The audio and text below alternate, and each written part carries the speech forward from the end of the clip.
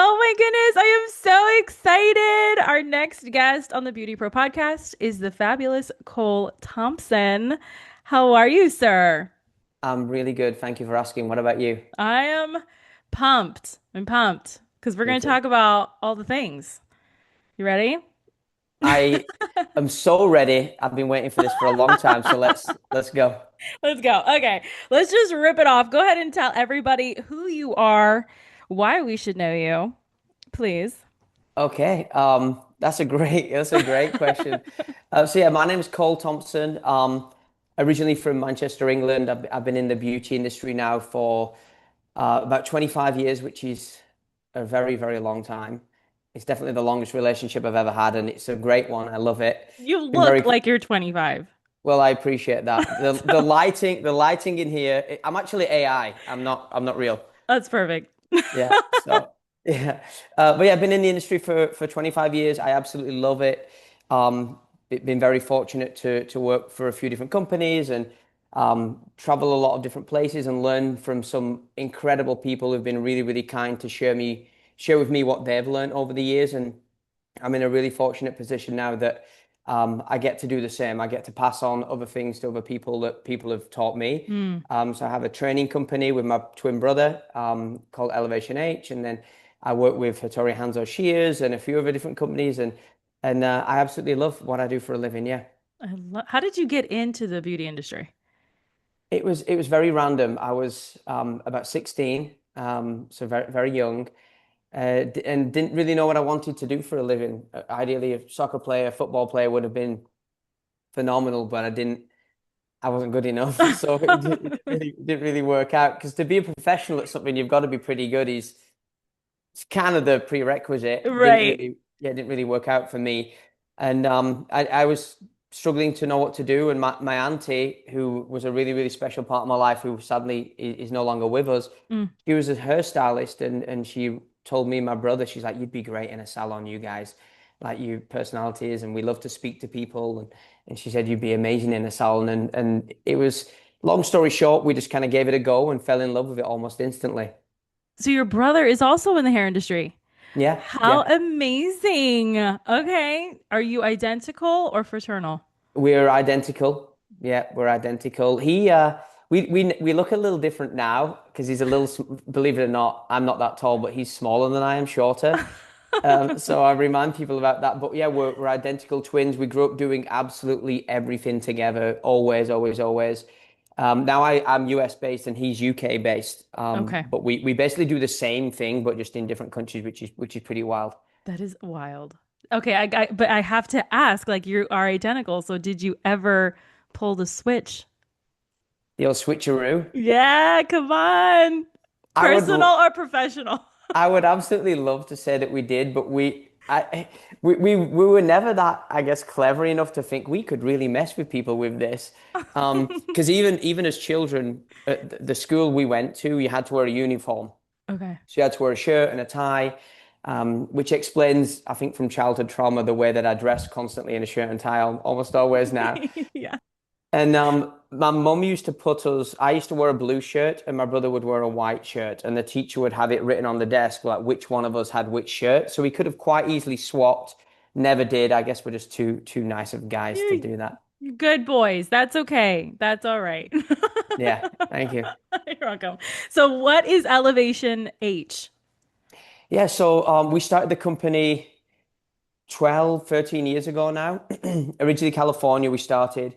And we just saw a gap and a need for support from ideally we're a training company. So we started originally working with salons that had new hires, apprentices, newer team members that were maybe coming from school and needed a little bit more support, a little bit Mm. more help. Mhm. And let's say if the owner had time to teach them, but just not extensively, or maybe things were missing, or they'd be good at a certain element but struggling in others. We built a program that's very, very consistent and adaptable for any salon situation. That we work with a salon owner and they say, we need our guys to come from school. And in 3 months, 6 months, 9 months, we need them on the floor. And we want them Mm. to be good at this, this, this, and this. And this is our focus. And we design a training package to fit it inside people's businesses. So we have like an online university. We can brand it out for salons. So it's basically like a training program that they present Mm. powered by us. So Hmm. we can white label everything for salons and stuff, and we just kind of go through it and we meet with the team whenever they need. We can be extremely hands-on or extremely hands-off based upon on the requirements. So that's kind of what we do. And then we do salon visits as well, Mm. and then we do a bespoke type thing where people can just pay monthly to watch our videos and stuff. So that's pretty much what it is. And then we have more recently created a school version as well that goes into cosmetology schools. That is very cool and much needed, especially now. How Thank you. interesting. Okay, so ripping it off just like a band-aid, what Mhm. has been your biggest failure and what did you learn? In life, or Absolutely, sure. oh my goodness. Sky is the limit. Sky's the Yeah, limit. this is great. I'm gonna start crying. We're what 2 minutes in? This is like, they're like we gotta stop this podcast. It's this guy's out of control. Like, does somebody want to check on this guy? No. So biggest failure. That's a really good question, and I really don't want to be that guy that like I'm absolutely not a Buddhist monk or anything like that. True. But I don't think I would ever look at anything as ultimately like a failure. I'm alive. Hmm. So I've made mistakes for sure and things that in retrospect I think, oh, maybe I'd do it different. And then I just do it differently. So I don't really necessarily think of biggest mistakes because I don't necessarily look at them that way. I think of them as just training, practice, growth. Because Okay. I think one of my really, really great friends, an amazing mentor of mine, his name's Andrew, and we do a lot of conference calls together. And he opens most calls like with something like, "Who's ready to fail today?" Oh. And it's so great because, and I asked him after a while, I'm like, why that? And he said, well, if you're not failing, you're not doing anything. Mm. And that's definitely very, very prominent in my life that you're going to make mistakes, can't stop it, can't help it, but let's just make sure we don't do them over and over and over again. Don't make it a habit. Yeah, yeah. Well, I like to start off with that question because our industry is just so pretty, Mhm. right? And it's just, oh, ugly is not part of it's not part of the look, Mm. right? So that can kind of glamorize other human beings when all we all got bills to pay. We're all doing it Yeah. despite where we are in the industry. So with that being said, what is a current struggle you're going through right now? I would definitely, that's a great question again. Explains why you do this. So yeah, great job. A struggle of mine, I really, really struggle with, I guess like social media. Social media is so Mm, prevalent in our industry. It is what it is. It's never going to be going anywhere. It's probably going to get more and more. mm, And I'd struggle being present on it and remembering to post and do this and that. I've got a child and a business and a lot going on. So I really, really struggle. I wish I could be better. And it's a terrible excuse because it's just doing it. mm. Um, so a struggle of mine is absolutely being consistent and posting. My twin brother's amazing at it. So luckily we look very similar. So I just steal all of his content and people think it's me. So that's my method right now. This is the social media version of the switcheroo, and Yeah. it works, and it's fine. It's Yeah. cool. Yeah. So social media is definitely a huge weak spot for me. Yeah. Um, yeah. It's yeah. Okay, so you mentioned you have your family, and that's so beautiful. How do you work-life balance, sure, but Yeah. how do you juggle a healthy business versus a healthy family life? Because for whatever reason, beauty and barber professionals kind of struggle in the relationship area. Yeah, d definitely. I think I'm lucky in a way because I don't work behind the chair Mm, anymore. I haven't mm, done now for probably 10 plus years.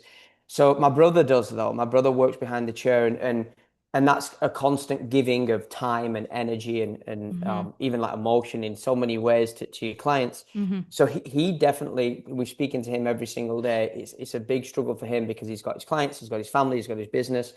I'm lucky in a way that I don't necessarily have that. I have a team that I work with that need things. So I think the difference between if you're behind the chair being able to switch off when you're at home and have boundaries of people calling you and booking appointments and things like that. And then even in my situation, which I'm very blessed for, but knowing, okay, at this time the phone's down, I'm going to be dad, or having Mm, those separators is really important. mm. Okay. What's a common myth that you get about what you do? That it's glamorous and fun. And I was just speaking to one of my friends yesterday about this. He was delayed on his flight out to teach classes by hours, no sleep, had to show up and do the classes, delayed all the way home, no sleep, had to get home, and then just kind of, he's got dogs and this and that, and he's like, I'm Hmm. just feel like I've no time.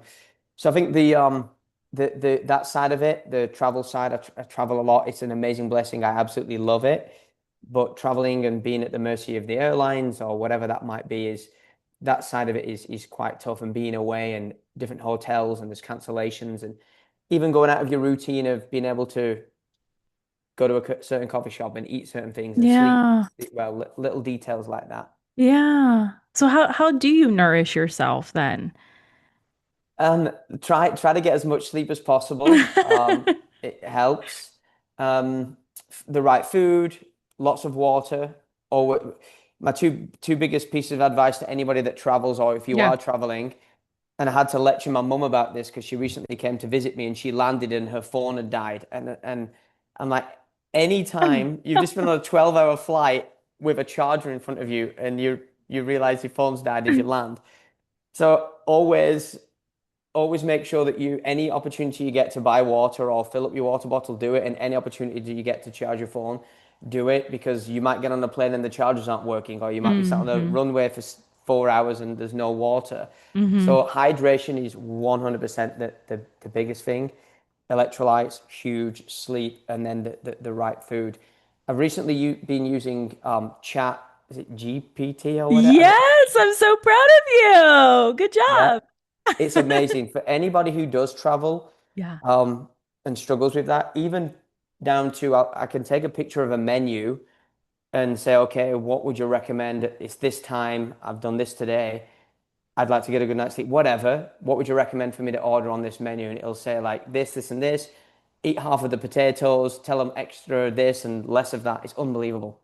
That is a novel idea. The last couple weeks I've been trying to hit all of my macros and I'm like, "Oh my God, it is like another job."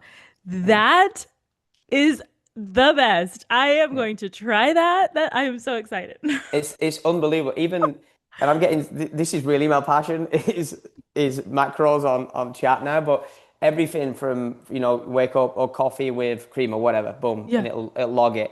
Hey, I walked for an hour today. Log it, log it, log it, and then it'll tell you at the end of the day if you need to eat something or not, or it tells you everything. It's literally a personal trainer, and I don't mean to put any nutritionists out of business, but chat is the best personal trainer slash nutritionist you could ever imagine to have. So wait, you use Chat GPT as like your personal log? Hmm. Yeah. I just put it in the other day to give me like 90 days worth of meal plans. Hmm. I'm gonna try. Yeah. I'm gonna try what you just said. Oh, It's I'm incredible. so excited. Because even if, for example, let's say if you eat something, you go to a friend's birthday party and eat this and Yeah. this, so you eat a little bit extra. The day after, it'll say, remember, yesterday you overate, so today let's dial it back a little bit, and it makes adjustments live. It's unbelievable.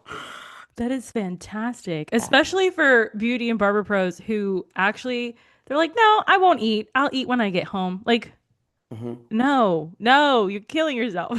Yeah, definitely. And same with hydration. I remember finishing days from behind the chair, and did I drink any water today? Or like no Yeah. wonder I've got a crazy headache or whatever that might be.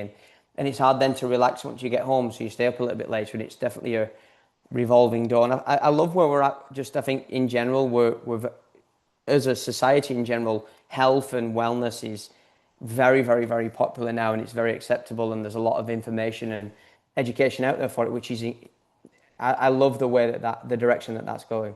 Yeah. Well, speaking on that, let's shift it to mental health. Like Yeah. where where do you feel the industry is kind of falling short as far as mental health? I think that's a really, really important question. Um, I think it's really hard because what we do for a living, we are naturally judged in terms of because all I've never met anybody, specifically stylists. I think stylists have got the biggest hearts in the world. Hmm. Whether that be that we give a lot, we listen a lot, we sometimes don't charge what we should because we care about the client in terms of we've heard about their hardship and so on. So then that leads us to have hardship in certain aspects. And I think that we always act and want to do what is best for whoever's in our chair. I've never met a hairstylist who does this and doesn't care. They do it because we care. Mm. And I think that sometimes we are going to maybe make mistakes. Maybe we cut somebody's hair too short, but we did it from what we thought might have been the best situation. So I think because of might be Yelp, could be social media, so many things that even though we're just trying our best, as Hmm. well as even being like a husband or a wife or a father, with all these other things going on, and our job, it is very easy now to, I guess, get criticized or complaints that other people find out about or whether that be again on Yelp or a customer at reception doesn't like the haircut, and we didn't mean to do it wrong. It just Right. it's a and the other amazing thing and then unfortunate thing is that the only way to get really really good is by doing it Mm. over and over and over and over again, and it will come with sometimes mistakes or things that we wish we did a little bit different.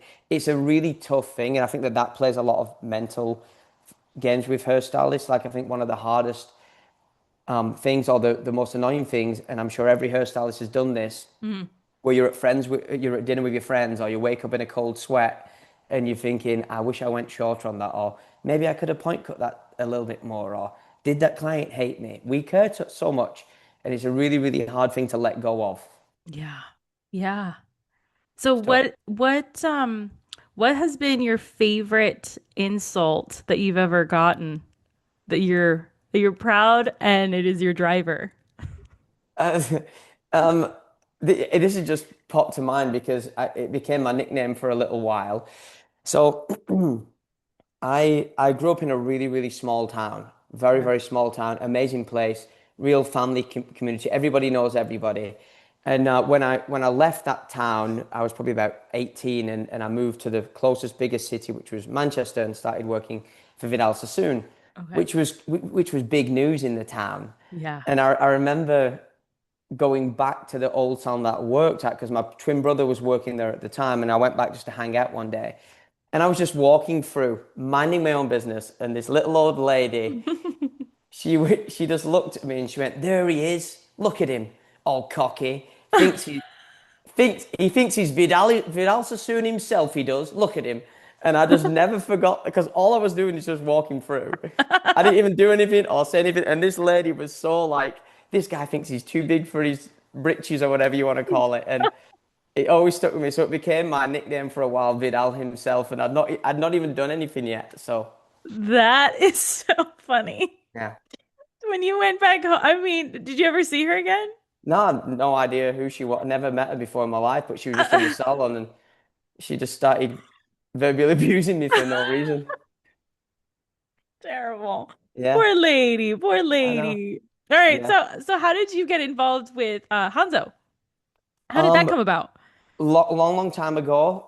So I was working for Sassoons for a really, really long time. That's how I ended up in the US. So I moved Okay. from salons in the UK, went to Boston, Santa Monica, which was incredible. Hmm. Unbelievably thankful for that company. Gave me everything really from education, Yeah. believed in me and supported me at a really young age, which is incredible. And when I knew that I wanted to start my own company and go more independent, I started my independent company. So I was just traveling around doing classes for salons and schools. Mm. And I met a guy called Ryan Teal. I don't know if you know Ryan or Mm-mm. not. No, I don't think so. Amazing educator, NAHA winner. I taught his daughter at Sassoon a few months earlier, and we followed each other. And he just called me one day, and he was like, "Have you heard of this company called Hanzo?" And I'm like, "Funny you mention it. I've just bought a pair of their shears, and I really like them." And he said, "Oh well, we're growing an education team. You should speak to the guys." And I'd bought them from my rep in California. His name was Chris, great guy. Mm-hmm. And I hopped on a phone call with them, and they were growing an education department, and and I just love what they had going on. And at the time, not many people really knew that we were a newer company at the time. And I've been working with them now for almost 12 years, and it's been amazing, a hell of a ride. Just yeah, amazing people, amazing company, and yeah, I love it. It's great. Okay. Okay. So what do you see that is the struggle that these stylists are facing all the time, whether it's with the shears or the fear being behind the chair? Like, what is that one thing that sticks out to you every single time? It definitely goes back to confidence, I Mm, guess. And I think one thing that's quite hard is when we graduate school. We graduate school with a structure or like a way of working. Okay, this is this haircut, and hmm I start this way, and I do this, and then I do that. hmm And sometimes that might not be necessary in an appointment. Maybe in an appointment, you only need a portion of what you was taught, but we're taught to go through this, and this, and you only need step one and two. So I think decision making is really, really hard, and timing. We work with thousands and thousands of students from graduating to 5 years behind the chair. The number one thing that the majority of them are struggling with is just staying on time. hmm Whether we're spending too long at the backwash, blow drying, consultation, whatever it might be. But speed and time is the biggest thing, and that's one thing that is the biggest takeaway in a lot of our education is how do we cut everything else out and get right to the point of exactly what we need to do, and hmm what are then the best decisions, the best questions, the best tools to then go and achieve it. So speed and salon reality is the biggest focus for us. Mm. That's so good because even in my salon, that is a thing that we stress all the time, right? Like focus on the technique and then speed will come. Mhm. But I feel like I don't know, somewhere they get inside their head and they get stuck. They just stuck Yeah, and it's like, okay, this is yeah. where your team comes in and this is where we help you. So that's a very interesting insight. So, Definitely, because you have to know the technique. You have to. yeah, yes. Um, and it's hard because without doing it and making the reps of understand, okay, well maybe I don't need that, and next time I'm just going to do that. Oh no, that worked. Keep it. That didn't lose it. You have to go through that. So it's a natural progression. So I guess like helping them to understand, okay, that this question will help you to start to navigate exactly what you need to do. hmm So consultation, communication. In order to be a really, really successful hairstylist, the number one thing is you got to be a good communicator.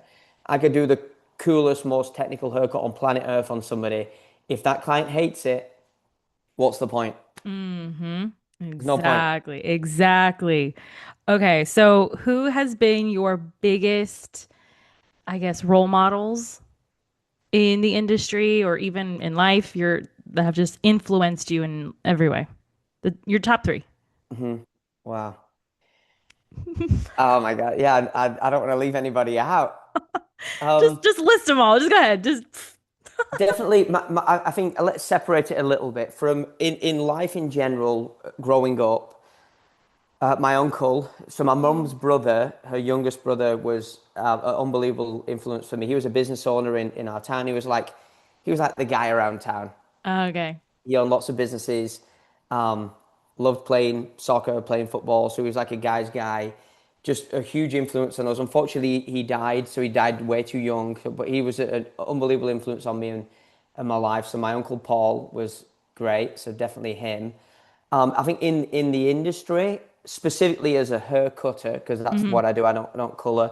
hmm As a hair cutter, somebody that I've always really looked up to, I think long term would probably be like Mark Hayes. He hmm international creative director of Sassoon.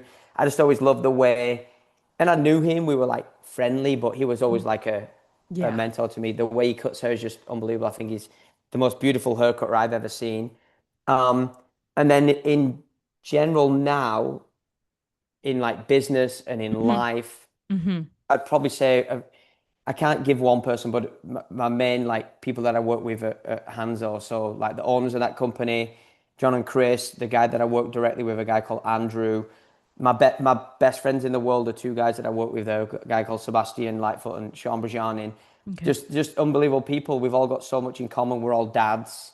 We all Oh. travel a lot. We're all busy. and yeah, just those guys, the way that they live their life, the way that they're fathers to the children, and they'll do anything for anybody. They all do a lot of charity work. They all answer the Yeah. phone every time you call them. They do Hmm. what they say they're going to do. So from business to just people and who they are every day for their family and their friends, just huge inspirations to me. And it makes me think I want to be like those guys every day. It's Yeah. nice. Yeah, and I love how you categorize them too. That we are so well-rounded, I feel, like with so many interests being Hmm. in the industry, that it's okay to have role models in different areas of life. Yeah. Yeah, definitely. Because there's certain people that I think, oh my God, that guy's amazing at whatever, but maybe in that area, yeah, I don't know if he, I don't really want to do that. You know, Yeah, it's different. Yeah. right. Yeah. What is okay, so being global, you've seen different areas of the industry from all over the world. What is a lesson that you have learned by specifically being in this industry that you wish the mailman would understand? Just like, I guess, like a everyday thing Yeah, to yeah, just understand. something that we just learn, we just know because we're dealing with people all the time. Mm. That you wish other people would just get it. Be nice. Be nice. Um, it's Wayne Claybore's he's an amazing guy that I look up to as well. He's the dean of all the Paul Mitchell schools. Yeah. Phenomenal company, phenomenal guy. Yeah. And he wrote a book called Be Nice or Else, and I couldn't say it any better. I say it to my son all the time. Hmm. Just be nice. Be nice. Listen. I always, not to keep talking about bringing my son up, but I think being a parent teaches you so much about life. And I tell him all the time, when's the only time you get in trouble? And he says, when I don't listen. It's the only Oh. time he gets in trouble. If you listen, then we ain't got no problems. When you stop listening, you get in trouble. And I think that's bodes well in any profession. Yeah.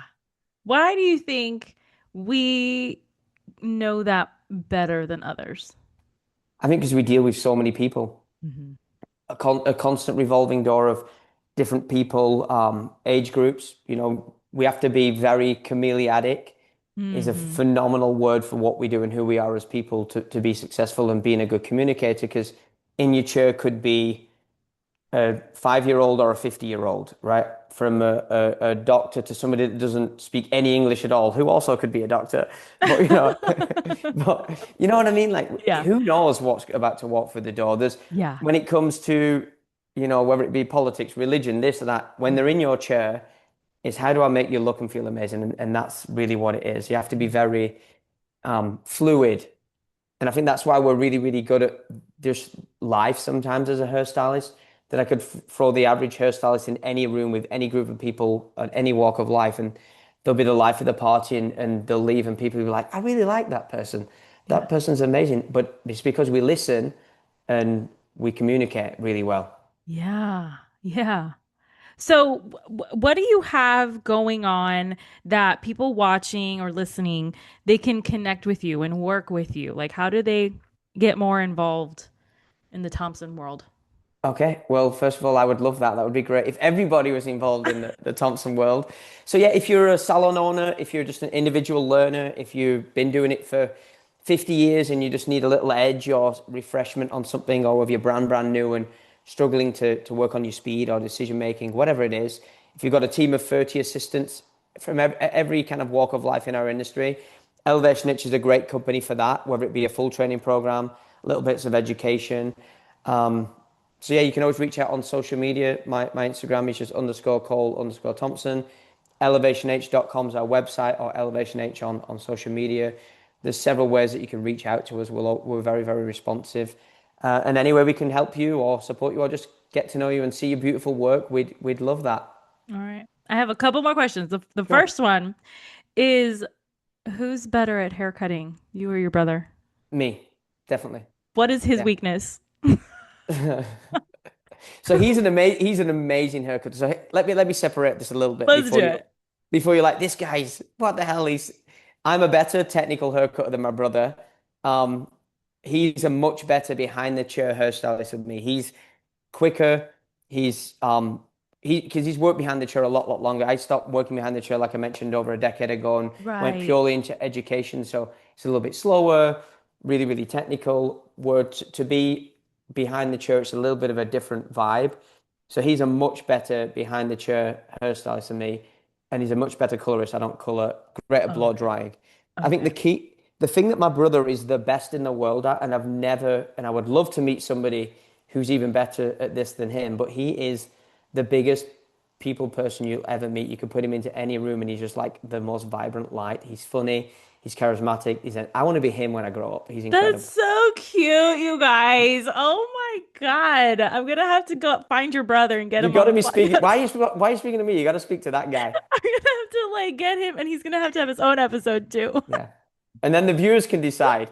Yes, yes. And then everybody can decide. Yeah. Oh my Lord. Okay, one more question is what is a question that I did not ask you that you wish I would have, and how would you have answered? Hmm. You're really good at this. Thank you. Yeah.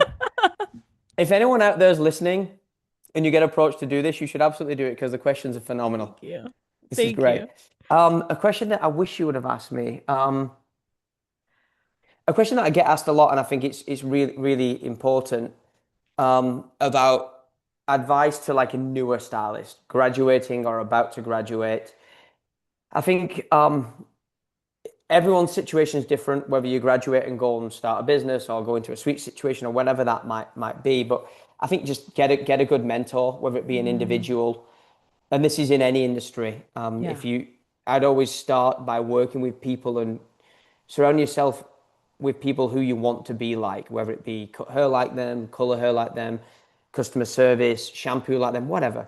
Hmm. Own a business like them, drive a car like they drive, whatever it is, and just watch everything that they do and learn it. Because I think no matter what you do, whatever you see, it's all learned information. Everything that I Hmm. speak about in my classes, I've learned it from somebody else who was really kind enough to give it to me.